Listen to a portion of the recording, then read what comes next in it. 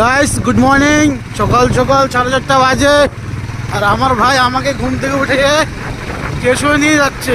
কারণ কি, ভাই যাবে গুয়াহাটিতে, কাজ আছে ভাইয়ের। সকাল সকাল যে এত ডিস্টার্ব করে না, ধারণা করতে পারে না, কিন্তু আমিও ডিস্টার্ব করি। দুই ভাই সমান সমান। বৃষ্টি পড়ছে আজকে, এখন প্রচুর বৃষ্টি। দেখো বৃষ্টি পড়ছে, আর তোমার মোটামুটি ভালো বৃষ্টি পড়ছে। শান্তিনগর রোড অনেক আর এখন সকাল সকাল ইন্টারসিটি যাবে আর বন্ধ ঘাটে আসবে।